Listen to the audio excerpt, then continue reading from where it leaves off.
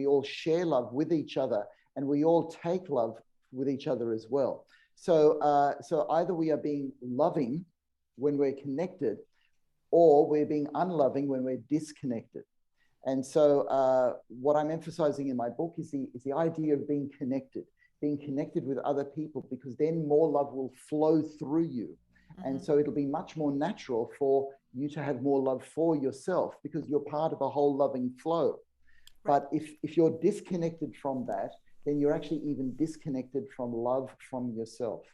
So rather than being diametrically opposed, there's some contention there, but basically people will agree that the more love, the better. Welcome to the Permission to Heal podcast. I am Marcy Brockman. Together, we will discover what brings us healing, meaning, and true joy. You only need your own permission to begin. Hello, everyone, and welcome to Permission to Heal. I am Marcy Brockman, and I am thrilled that you are here.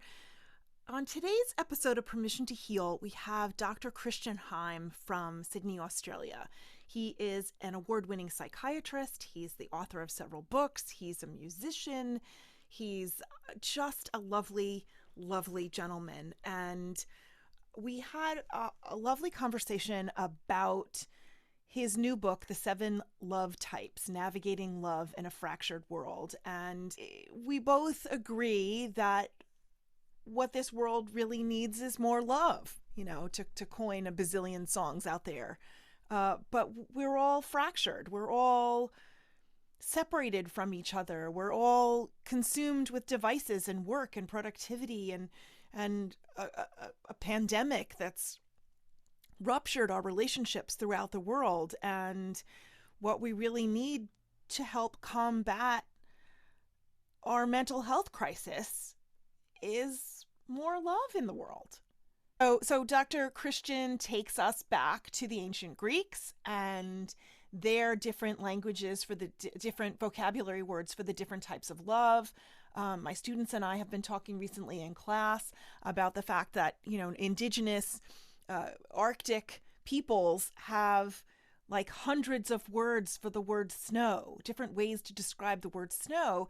And us seemingly primitive English speakers have one word for love, every kind of love that there is, whether it's the love I have for my husband or the love for my children or the love for my good friends or the love I have for my coworkers or the love I have for my students or my cats or the love I have for sushi or the love I have for music or the love I have for the people who I stand on the line at the grocery store with.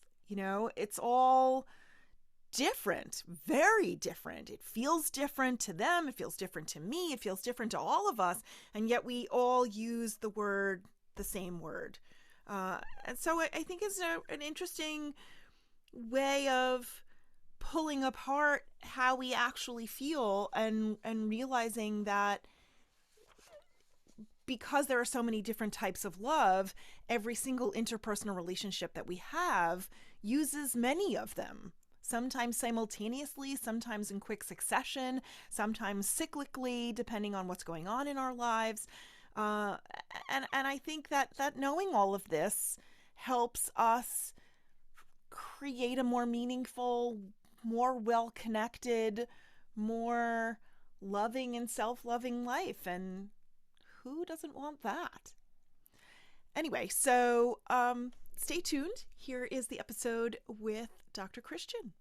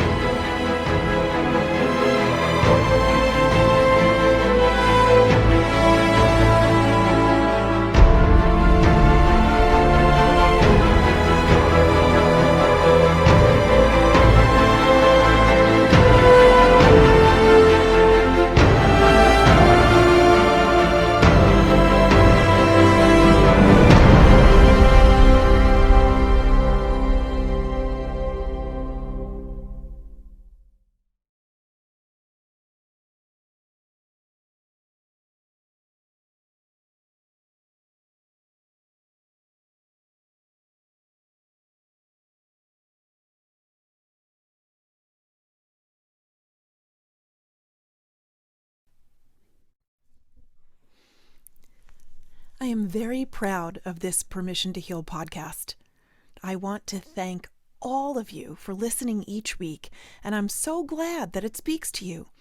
Creating and producing this podcast brings joy to my life, but honestly, I need your help because I find commercials annoying when I listen to podcasts.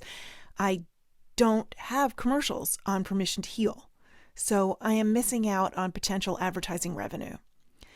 I pay for the costs of creating, producing, and marketing this podcast out of my own pocket, and I'm happy to do so, except that times are kind of tough right now, and I could use your help. So through Patreon and a Patreon subscription, you can support the Permission to Heal podcast and help ensure that I'm able to make more episodes and share them with the world. There are several subscription levels that come with different perks and swag. If you're able to, and if you are inclined to, I would really, really appreciate your help. Please go to www.patreon.com/permission to heal. Patreon, patreon.com/permission to heal. And it's linked in the show notes. So scroll down, click away. Thank you so much for your consideration. I hope you and your families are well and happy. Well, welcome, Dr. Christian Heim. How are you today? Thank you very much, Marcy. I am very excited to be here. I'm very excited to talk about something that's passionate to all of us, and that is love. Yes, yeah. Love. And it was just Valentine's week. Yes, it was. And it feels like months ago. This has been one of the longest weeks so far in 2022. I don't know why. Okay. But it's just been long. Anyway, so you have written a new book called The 7 Love Types, Navigating Love in a Fractured World, that I can't wait to get into with you. What made you want to write this book? Okay, so Marcy, I'm a clinical psychiatrist, which means I help people through some of the darkest times of their life, some of the most challenging problems that we have on the planet personally. And so what I start to think about is how could we prevent these problems in the first place? And something that comes up very, very strongly is how difficult it is to find love and to find caring, even with family and friends these days. And then I got to thinking, this whole idea of love, which we've learned a lot about scientifically over the last 20 years, is still a very nebulous area because we have this one word love, and it means so many different things. It means love of animals, love of children, love of friends, love of family, love of lovers, love of golf and music, for goodness sake. Love of How sushi. can we use just one word? Love of sushi, that's right. That's right. So I decided to look at this theme and to see how we can actually understand love, not only scientifically, but using ancient wisdom as well. Beautiful. I was talking to my 12th grade English students this week. We're reading a whole bunch of, I love weird stories. Okay. So we've been reading a bunch of very odd, offbeat short stories about couples in dysfunctional relationships. Yes. And we're sort of, since my big push is mental health this year as an English teacher, we're looking at all of these characters, all of these couples from a mental health standpoint. And what is it about them? What anger, shame, blame, embarrassment, vulnerability, whatever is causing them to act the way they're trying to act? I'm trying to impart more learning to my students besides, how does the author use symbolism? Because who the hell cares about that? Really. And we're having this conversation about how we've got one word for every single different type of love that there is. And it gets very confusing when you're trying to navigate what a character is doing in a short story, or when you're trying to navigate what you're doing in your own life. Yes. And maybe we need more words to describe the things that we're doing and thinking and feeling. Yes. And so that is the central idea where I decided to look at 7 different types of love. And so I use the Greek words for it, but then I give translation so that we understand what we're actually talking about. Okay, so let's say we're talking about belonging love, the love that you feel just being part of a family. You didn't choose your family. It was, you were born into it. You're part of it. You belong to this family. And because of that belonging, you feel love. Right. But belonging love is also actually broader than that, because you belong, let's say, to a group of students who are in an English class. And Right. so there's a sense of belonging in that English class. And So even is it anywhere where you have a community? That's right. That sense of belonging to a community. This is why we love our hometown, however small it is, however large it is. You just feel that you belong there, and that evokes a sense of love. But of course, that is a very different sort of love to if you enter a personal relationship with somebody, or if you actually make a friend of somebody, or if you encounter a stranger, and you make a connection very quickly with a stranger. What is that? Is that a type of love? Yes, I believe it is. Yeah. Yeah. There are a few people that I've met in my life, including my friend I was telling you about before who lives in Brisbane. The minute we met, it was like we'd known each other our entire lives. Yes. When obviously it had only been 10 minutes, but there was just some connection. And I would call that love, but it's certainly not the same love I have for my children, or the love I have for my husband, or the love I have for my cats. They were all different. They're all very different loves. So we can start looking at the different types of love. So let's say we started off with strangers. Well, to love a stranger means you've got to love something that is very foreign to you first. And so so the Greeks have this word xenia, love, and it's not Princess Xenia, but let's say in medicine, if you give somebody a pig's valve for their heart, that's called a xenograft. It is a piece of flesh from a foreign animal. So we get this word xenia, which means love for strangers. And is it the same root as xenophobia?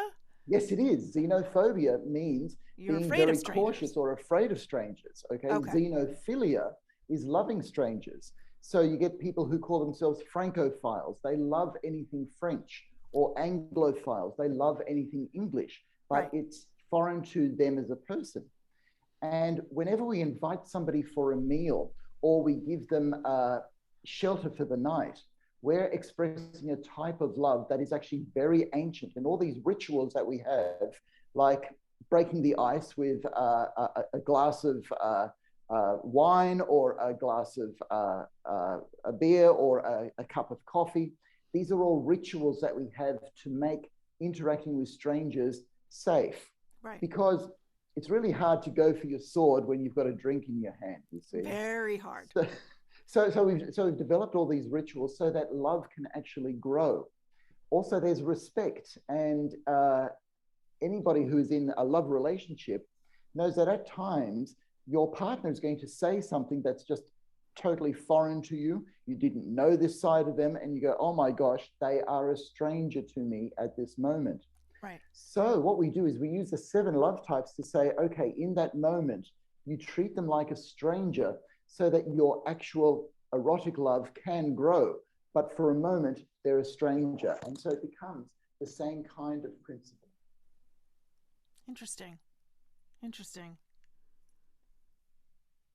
So the whole point of it really is to keep navigating all of our interpersonal relationships so that even within one relationship, if I'm hearing you correctly, you can have many different types of love. Yes. So when I do, let's say, couples therapy with a couple that are on the verge of breaking up, they think, oh, we've got to get more love. So what they do is they try to ramp up the date nights, they try to ramp up the romance, they try to ramp up the candlelight dinners and put more sex into the relationship, when maybe what they need to be doing is looking at the friendship side of their relationship, or look at the respect and stranger side of the relationship. Or we spoke about belonging before. When you've been in a relationship for 15 or 20 years, you feel that you belong together, even through the difficulties. So looking at that type of love is helpful. Or let's take liking love. Like you said that you like cats. So the Greeks call this epithumia. They are things that you like. You love cats. Some people love music. And so people in a relationship, they look for common ground. What do we like together? Do we like surfing? Do we like four-wheel driving? Do we like walking and hiking? And these things become very precious in a relationship. And so it becomes a belonging love inside the context of a romantic relationship.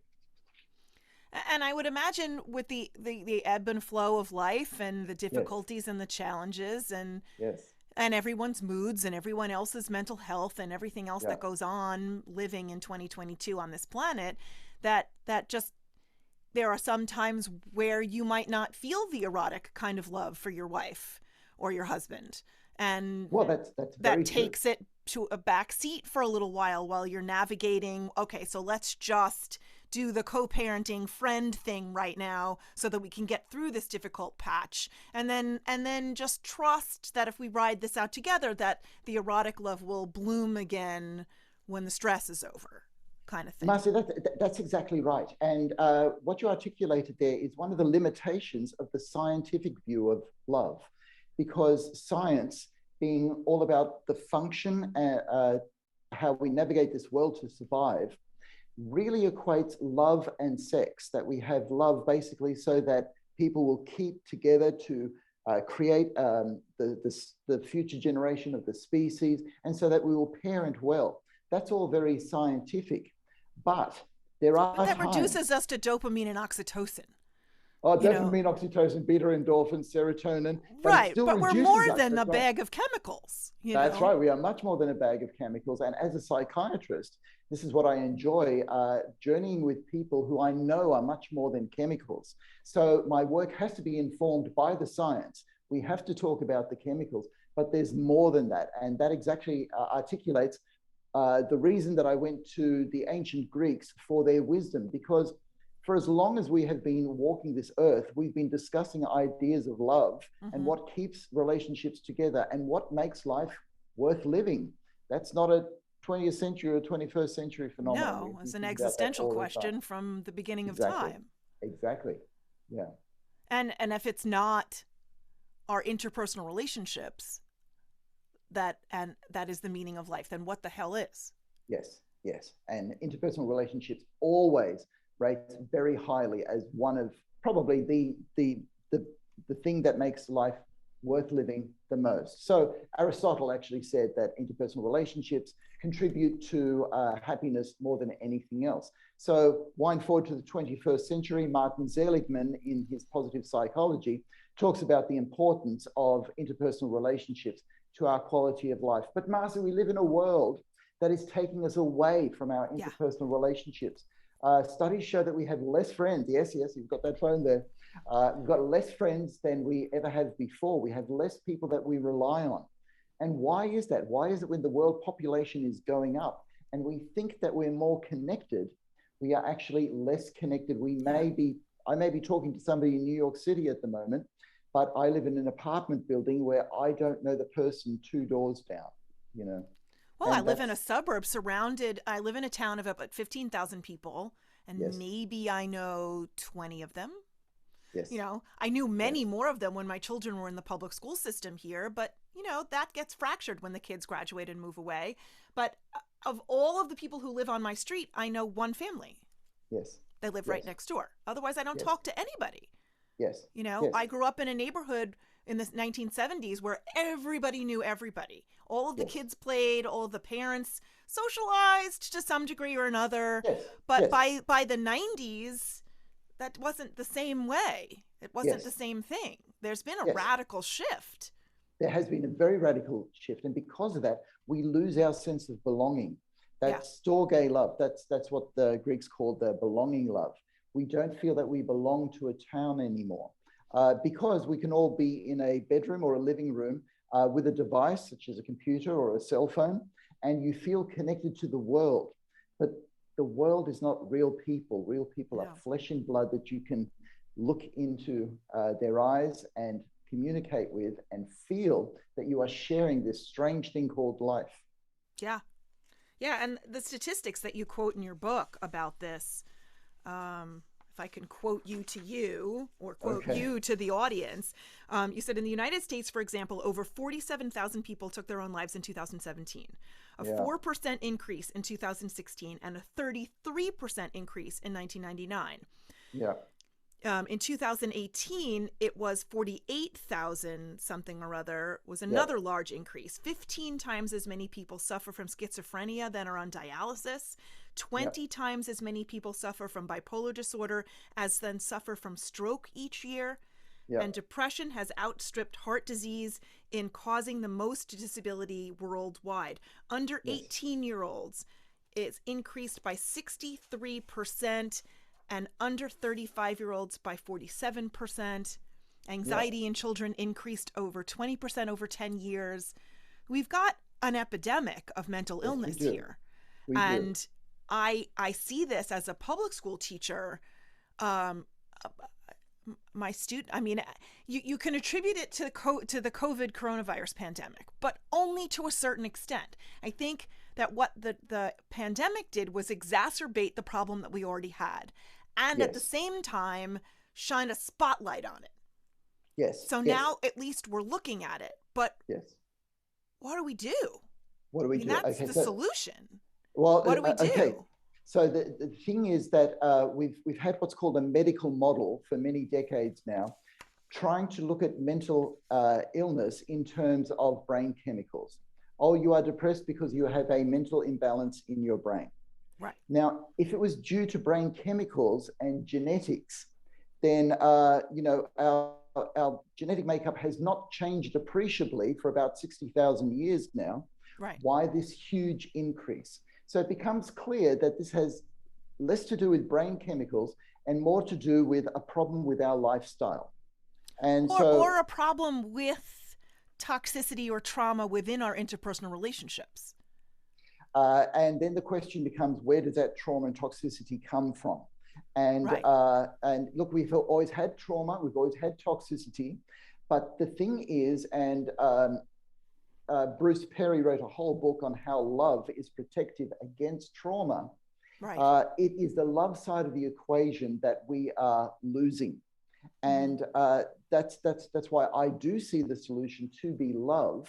And which is why in my book, I quote psychologists that saw that love is the answer, but not some romantic movie tale of what love is, but actually caring for your fellow human beings, Right. caring for yourself in love, nurturing our relationships with our children, and fostering a society that actually is pro-love, where we actually get to have more friends rather than less.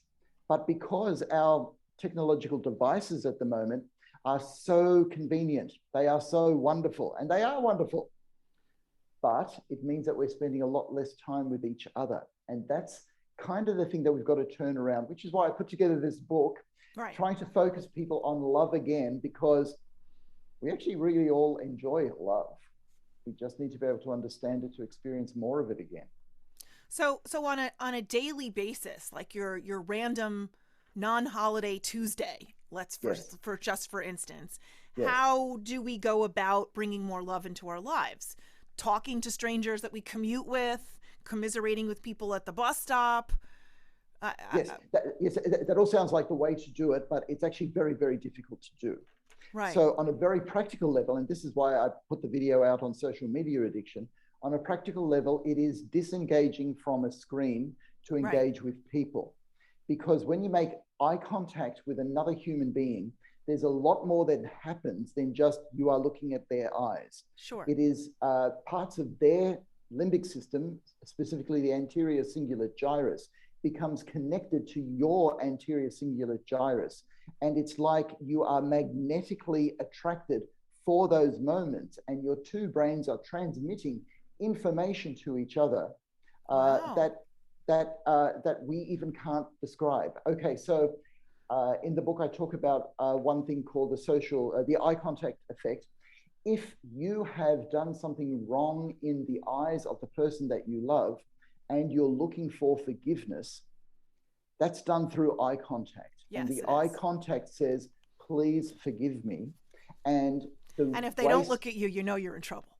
That's right, if they don't look at you. But then when they look at you, you go, oh, thank goodness, I'm still there. Right. And so you start to feel this forgiveness. All right, but let's take it away from two people and go, when you make eye contact with a pet, all right, And the pet can tell if you're in the mood to play, right? You just need to make eye contact with your dog and he goes, oh boy, are we ready to play, are we? You know, or you just make eye contact with a dog and the dog goes, you've had a hard day. You just need to give me a pat, don't you? And so the dog comes up here and you give them the pat. So again, through eye contact, through touch, through our facial expressions, our brains are interacting a whole lot more than we even realize. But if we interact with a cell phone, we're actually not even open to interacting with another human being. And that's why I'm linking the experience of love with decreasing our experience of screen devices. We don't have to give them up, but we have to decrease it, you know. Decrease it. So with so many family members far away these days, especially with people who are still socially distancing, and there are still people who, you know, we still have incidents of COVID going on. And yes, we do. Do we have any of that connection through like this Zoom call or through a FaceTime call? There's no limbic to limbic conversation going on this way, is there? There is some, just not as much. So, for example, as a psychiatrist, I do a lot of work online. Right. But I do not work online with anybody unless I have worked with them face to face first. Because both of our brains will remember the face to face interaction of what it felt like to be in the presence of the other person. And it's hard to find the words to know what it feels like in another presence of a person. Sure. But you do know. It's real. You do know, and you do remember it. And so yeah, we have a son in New York City at the moment. And we haven't seen him face to face for a number of years. And we do this, what we're doing at the moment, Zooming. And we say, you know, it doesn't feel the same. No, of course not. It doesn't, but you're going to take what you can get. Of course, better to have Zoom and FaceTime, and so you can have video conferencing versus when you didn't. I mean, when I went away to college in the mid 1980s, we had landline phones only. That's right. And that was it. Right. That's right. Postal mail and landline phones. Yeah. And look, this is where it's easy to see that our technology is actually wonderful, and we have to use it, and we love using it. It's just that when it becomes work, entertainment, movies, music, even when I jog, I've got the iPods in, and you become cut off from everybody around you. Whereas if you just walk down the street, one of my favorite things is just passing a stranger and just making eye contact. And just a little acknowledgement. In Australia, we just say "g'day." So it's just it can make your day if you have good interactions like that. But the bigger the city, like you live in New York City, okay, you just walk straight past people, and they actually think that you're weird if you make eye contact with them, right? That's because we are socially conditioned not to make eye contact. So all these things are culturally informed by how big the city is, but by and large, maybe that's why people think I'm weird. Yeah, because I make it a habit of talking to everyone that I see. Conversation with somebody online at Starbucks. I have a conversation with somebody while pumping gas. I have a conversation with random kids in the hallway at school who I don't know. Standing in line at the grocery store. I just chat people up. I remember as a little girl watching my grandmother do this. And she had people who I thought were relative strangers calling her grandma because she was like Mary Poppins. She just was effusive with love and was just spreading this kindness and cheer everywhere. And as I've grown up myself, I've wanted to emulate that and copy that in my own life. So people look at me like my kids, my daughter, when she was a teenager, used to want to hide because I talk to everyone. Yes. Okay. So some people may think that you're strange, Marcy, but nobody will ever think that you're unfriendly. Oh God, no. They just think I'm quirky and they roll their eyes at me. Whatever. I don't care. Yeah. I embrace that. But they still know that you're friendly. You are making contact. You're acknowledging somebody else's life and presence. And we all need that. We all actually crave that. If we don't, and they all smile. Every single person I talk to smiles, sometimes surprisingly, but they all smile. I think it makes their day. It makes mine. Yes. And just sharing a smile means that you've had a positive interaction with another human being. And that's why it makes your day. And that's a form of Xenia love or stranger love. Just smile, just say hi and get on with each other's day. Or you might show somebody some directions, or you might just share about how gas prices are a bit high today, but these are the little things that keep us going and make life worthwhile, as well as the big things, of course. Absolutely. So, what is your advice about self-love and self-compassion? I think a lot of people have problems with that. I know I am much nicer consistently, much more forgiving, much more respectful, much more Yeah, generous with other people yeah, than I am with myself and my own inner monologue. yes, yes, And that's the one I don't do New Year's resolutions because I don't like the word and it's too much yeah, pressure. But yeah, one thing that I would like to change in myself going forward is being nicer to Marcy. I think yeah, on one hand, if I think intellectually, I'm a pretty awesome person. yeah, And I've got a lot of talents and I'm a very kind, loving person. And the things I say to myself and the inside of my head, I would never in 1,000 years say to another person. yes, So yes. how do I apply this theory of love to myself better? Okay. Okay. So the first thing I want to say, Marcy, is that is actually the normal state of affairs for most people. And over the last 20, 30 years, we've been talking about the importance of self-esteem.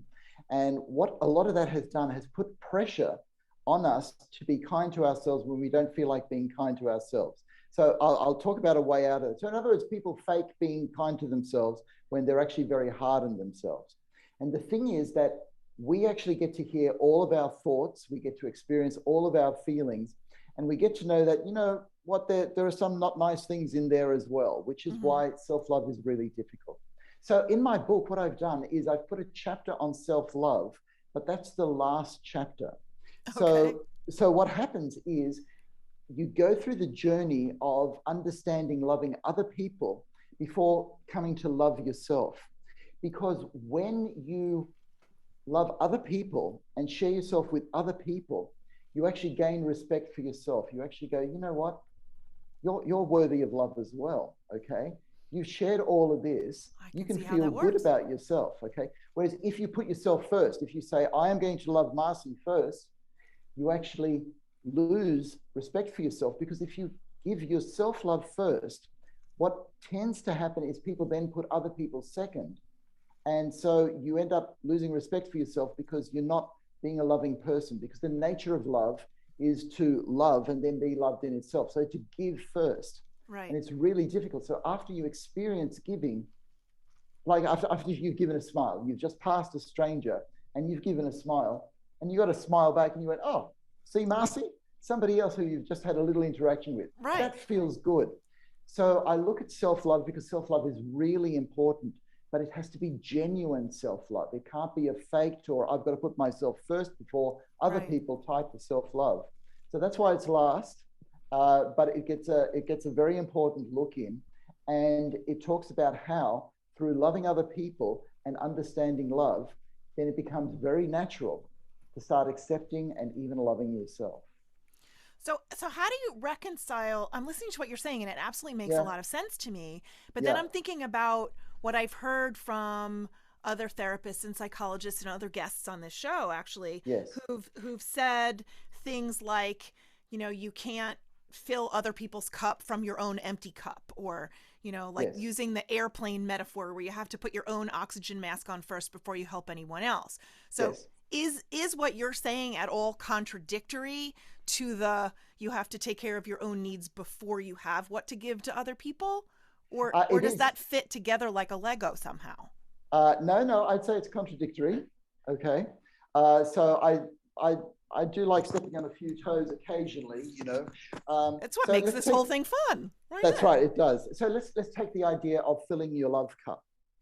How does your love cup get filled? Well, none of us actually are born into this life and we start filling our own love cup.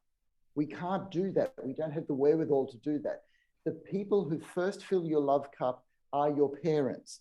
Then it Right. becomes your family, friends, your peers, and everybody starts to fill your love cup. So, in other words, everybody else has given you a dose of love first. So, somebody else has given you that love so that you have that reservoir of a love cup so that you can then give to other people.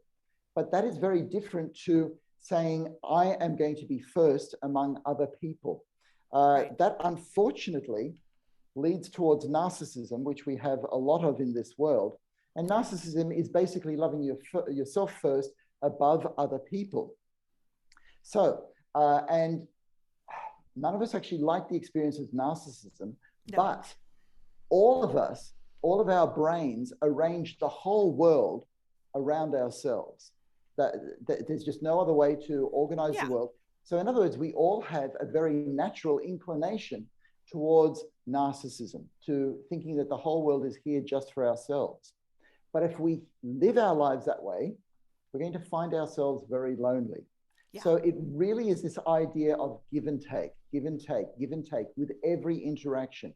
And there is that effort of having to give first before you can take. And so even with yourself, there's that dynamic of giving first, and then you're able to take. Because what I find from the idea of looking after your own self-esteem first is that, people put themselves first, and then they feel bad about themselves. And they start to feel good only when they see they can actually love first. So it's a bit of a balance, but there's a bit of tension there too. So maybe to combine both of those theories instead of making them diametrically opposite, is to really just, I hate the word just, it makes things sound too simple, is to enact or assemble or whatever healthy boundaries for yourself. What feels good, what's okay and what's not okay. And then within those boundaries, give love freely. Because we all have to get to a point where we're like, I can't say yes to another thing. I have to go home and just sit with a cat and watch TV or take a nap or read a book. Like I can't give anymore. And so I think if we have the self-compassion and the strength to enact and or erect and maintain healthy boundaries, that coupled with this new paradigm of love could be a good recipe for mental health. Yes, it is. And the thing is that, Marcy, we're actually not as individualistic as we'd like to believe. We're not 8 billion individuals loving ourselves first and then trying to make relationships with other people. Right. We are all part of this living, breathing organism that we call the human race. And we all speak into each other's lives. So in other words, we all share love with each other, and we all take love with each other as well. So either we are being loving when we're connected, or we're being unloving when we're disconnected. And so what I'm emphasizing in my book is the idea of being connected with other people, because then more love will flow through you. And so it'll be much more natural for you to have more love for yourself, because you're part of a whole loving flow. Right. But if you're disconnected from that, then you're actually even disconnected from love from yourself. So rather than being diametrically opposed, there's some contention there, but basically people will agree that the more love, the better. For example, we give out. I can get behind that. Yeah, that's right. We will give out medals in society for people who've been altruistic, who have risked their lives for other people. We applaud that. We know that it is a good thing to do. We don't give medals out for people who put themselves before other people. No, we don't. Right? No. However, having we divorce those people. This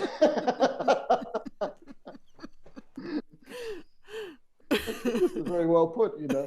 But as you said, there are times when you have to actually take care of yourself first. So the airplane situation is very valid. Every ambulance officer knows that you have to be safe to be able to take care of other people. But that's actually why you take care of yourself, so that you can take care of somebody else, because you're more likely to take care of yourself if you do it for other people. Makes sense. Complex. I love that. So I was looking, as I was doing your research for this conversation, I was noticing that you and your wife, Caroline, do a video series on YouTube. Yes.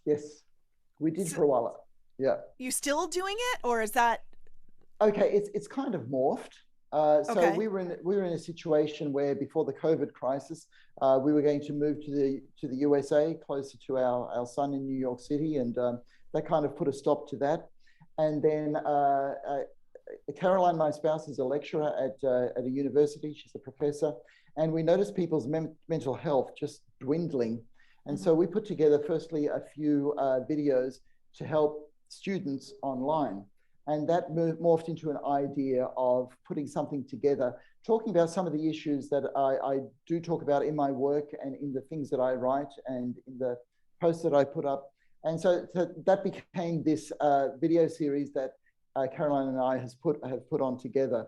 Now we're starting to do discrete videos that talk about particularly pertinent topics. And the one that has to do with love that we've recently put out is social media addiction.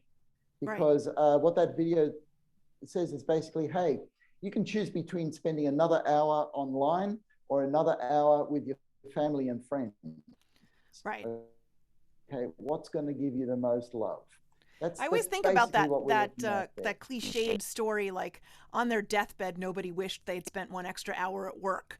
They they would want that extra hour with their family. And Yes. in class today, I actually applied that to cell phones because I had watched your video last night, Yeah. and I said the same to the kids. I'm like, no one on their deathbed is going to wish they spent 5 more minutes playing a video game or Yes, another that's right. hour on their cell phone, but they're going to want more memories of their families on a vacation or Yes. cuddling with their significant other, or Yes. that's what they're going to want. And I That's got right. a few kids who nodded and a lot of kids who ignored me, but it's teenagers, what can you do? And the problem with that is that cell phones are immediate gratification. You get the Yeah. dopamine release straight away. Whereas, let's just say, spending another hour with your significant other on the couch. Now, that sounds like a whole lot of fun, but if you had an argument with them just 2 hours ago, it takes a bit of effort to get to that fun. And so, all the love that I talk about in the book takes initial effort. But what it does is it gives you long-term contentment rather Mm-hmm. than immediate pleasure. And so we're actually in a dopamine crisis, and dopamine is a brain chemical that mediates pleasure in our brain. And with our screens, we can have that pleasure instantaneously. But if you want a good relationship, I'm sorry, that is not No, instantaneous they always pleasure. take work. They Absolutely. take work, which means that you're putting in effort for a better future. And this is the decision that we're making often. Do I get a little bit of pleasure now, or do I put in the effort now for a better future? Mm-hmm. And it's actually always better to put in the effort for a better future, because you end up with not only dopamine, but also serotonin, where it makes you feel at home. Oxytocin, of course, is the love drug, where you Yeah. feel that rush of emotion, love, but also trust. Whenever businessmen shake hands and say, you got a deal, okay, there's oxytocin flowing there, okay? And the other chemical I want to talk about is called beta endorphins. And a lot of people know about beta endorphins because if you run a lot, you will get this rush of endorphins to take down your pain. But The we runner's actually get, high. yeah, the run is high, but we also get beta endorphins from laughing together, crying together, Mm-hmm. telling jokes together, playing music together, singing together, or just having a conversation with somebody. So the idea that beta endorphin is there to bring your pain levels down, well, there's a purpose for that. And the purpose, I believe, is that you want your pain levels down so you can spend more time with other people. Mm-hmm. Because let's say if you're in an orchestra and you've got a flute solo coming up and your hand I play flute, hurts. actually. Oh, do you? Okay, good. Well, if you've got a solo coming up, you can't stop the orchestra and say, sorry, this hurts too much. Right, I'm not going to right. play the solo. I'm not But holding this up anymore. Right. that's right. You're going to hold it up and your brain is going to release beta endorphins because you're doing the music and you're doing this with a whole lot of people, so that for those 2 minutes, you can do your solo and people can go, ah, that was beautiful. She was part of it. So there's a purpose behind the analgesic effect of beta endorphins. So that just solved a question for me. For a year, I haven't done it in a while since COVID Yeah, started, but for 20 years, I've been singing with a local community choir. yeah, And when I stand still for too long, my lower back hurts. yes, But I could stand and sing for an hour and have no yes, pain. yes. Yes. Yes. Isn't that amazing? Isn't that Yeah, amazing? I never knew why until this moment. Okay. And so It that's was beta always a endorphin. mystery. Why can I Same. stand while I'm singing, but I can't stand other places? Yeah, Yeah, because your brain says this is good for us. It's good for us to be standing with it's other fun. people Feels doing something good together. everywhere. Oh, Yeah. fantastic. Yes. Makes life worthwhile. Wow. I love learning stuff. That's so That's nice. awesome. Yeah, no, beta endorphin is actually, uh, it's an amazing chemical, and it shows that we're social creatures. All right. So if you ever wonder how a flock of a million birds can just sort of go into the sky at the same second, And then or they a turn. that's right, or the fish, they just Oh, turn sort of all of a I love sudden. that schooling fish thing. Oh my God. Yes, yes, there is some of that in us. And we see it the most when we engage in music. Because to me, when I'm part of an orchestra and the conductor brings down the baton and 100 people sing the same thing at exactly the same time, that to me is a miracle. But Yeah. that is all mediated through beta endorphins because we are together and we feel connected. And there's something going on that isn't going on beforehand. And look, I'm just going to take another example for that.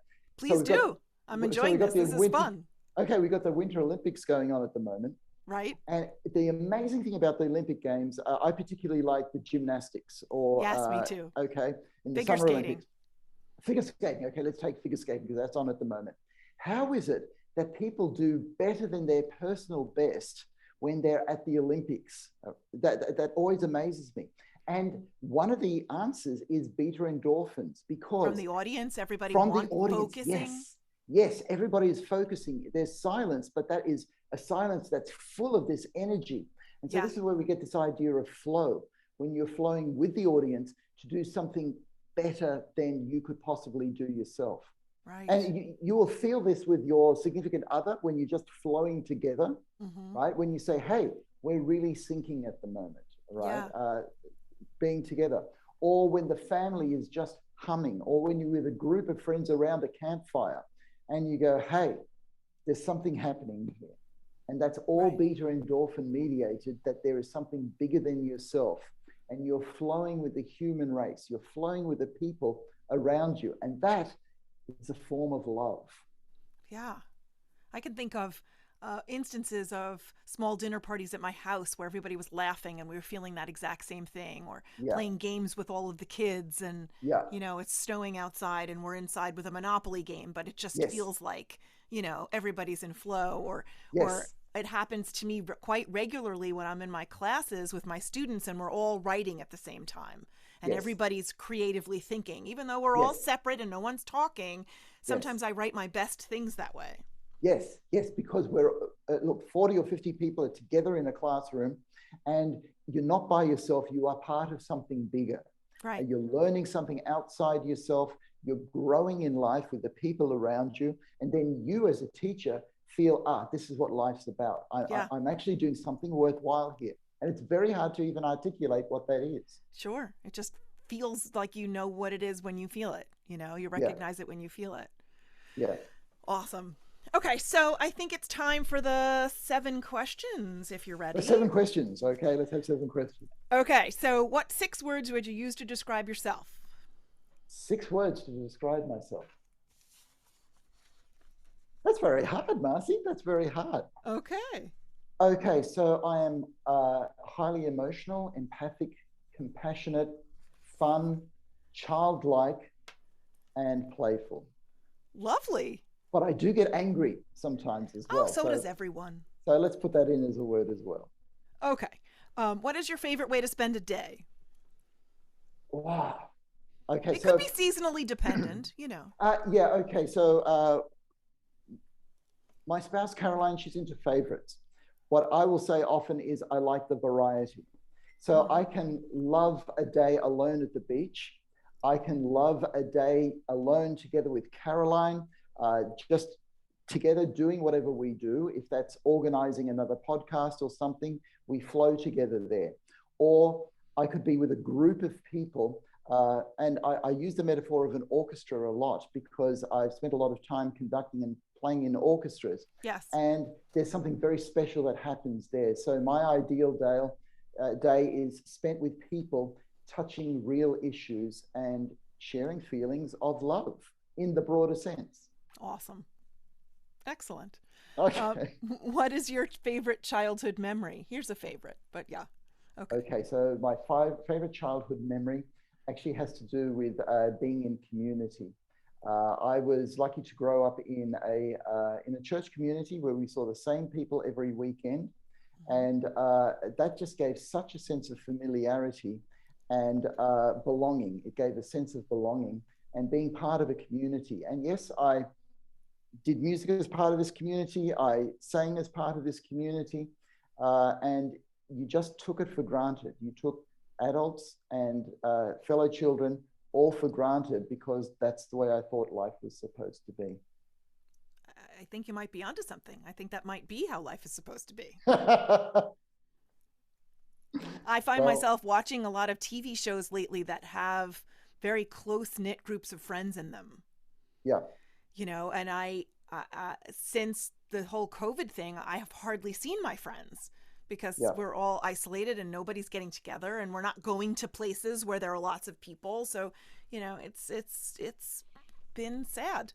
Well, it has been It's sad. been a loss. Yeah. And so yesterday I had the experience of going to a funeral of somebody who's dear to me and part of that community. But it meant that I saw people that I haven't seen for about 30 or 40 years. Wow. And yeah, and because we moved away, we got into another life, but sure. to just relive some of that community again, where the silliest things were so important. And that somehow made life very worthwhile for me yesterday. Yeah. So a sad occasion brought you some joy. So that's brought a lot of joy. Yeah. That's wonderful. I think that's what these funeral rituals are about. Yeah. Yeah. Yeah. Thank you for the question. Sure. What is your favorite meal? My favorite meal? Well, again, I have many favorite meals, but I think a good spaghetti bolognese is my favorite simply because it's usually cooked with love. Yeah. Somebody has not just got the ingredients. Comfort food for sure. Yeah.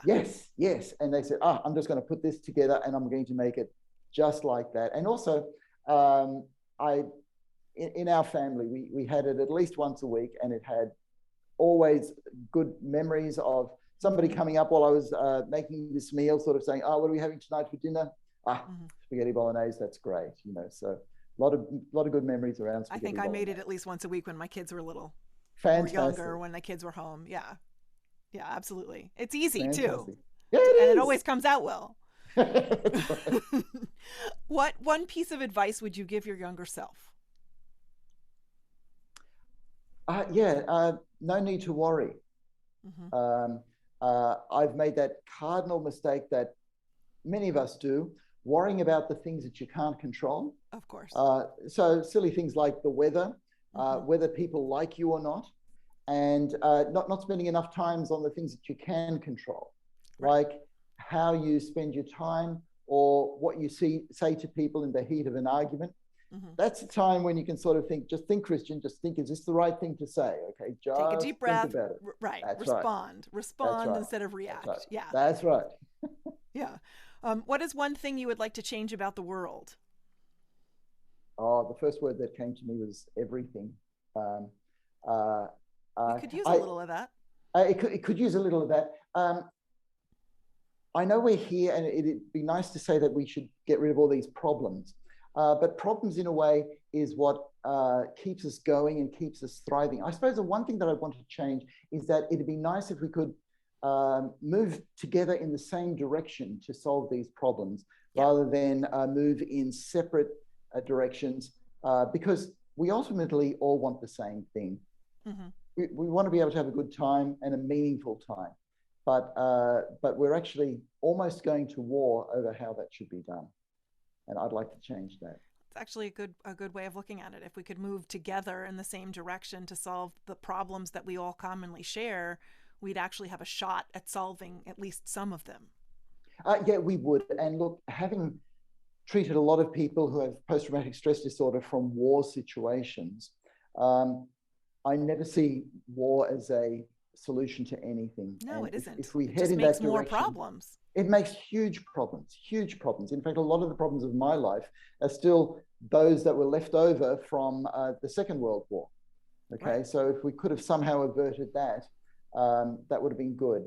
I know that's a very complex thing to do, but Well, I've been looking at my own family and talking about intergenerational trauma a lot, yes, like helping me examine the experiences that I've had in my life with my mom and my grandmother, and putting that in the context of my grandmother, who was born in 1915, her life full of experience and trauma, and her mother, my great-grandmother, who emigrated from Russia during the times of the pogroms when Jews were being killed, and all of that, and the Depression and both world wars greatly affected the way these women were brought up, and then affected my life. Yes. And by looking at myself as one member in this continuity of this family, completely changed the pathology of victimizing myself, because I no longer looked at myself that way. It was just like this big weight that lifted off of me looking at it from that direction.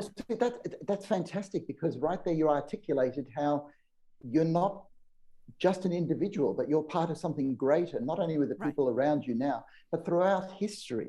Yeah. And when we start to bring in history, it unites all of us. We're all part of the same larger family that we call the human race. Exactly. And yeah, it'd be good to just pull in the same direction. It's beautiful. Beautiful. Okay, now getting a little cheesy and a little modern, and I know you're like anti-screens, but you have to. What TV shows do you binge and watch and love? I'm just curious about this. Okay. I mean, assuming you watch TV, I don't know. Okay, so occasionally my spouse and I find something that sort of speaks to us, and it usually has something to do with family values out in nature, and basically people working things out. So I'm going to tell you about the last one that we got into, because this was on Netflix Australia. It was a series from the 1990s called Sea Change, where a high-profile Melbourne lawyer decides to give up the rat race to go to this small town on the ocean and to start to care for some of the people who are leading very ordinary lives, or so it seems. And the message of the whole thing is actually, you know what? It's people. You care about people, however quirky they are, whatever their past is, whatever they're into. If you can start to care for people, that is worth gold. Absolutely. So that one's called Sea Change, and it's on Netflix Australia. Nice. That was very cool. Well, thank you so much for this. This was so wonderful. I really enjoyed this conversation. Thank you for being on Permission to Heal and telling us about your book.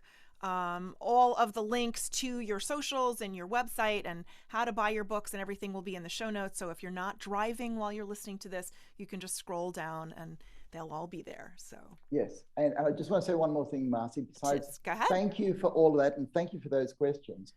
Oh, you're welcome. Loving yourself is giving yourself permission to heal. There you go. I can't think of a better way to end. That's great. Thank you for the work that you're doing, because it is vitally important. It gives so much to so many people. Thank you so much.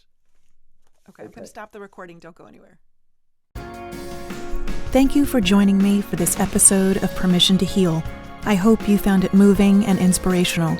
Please remember, you don't need anyone else's permission to trust and follow your heart. You have the power within you.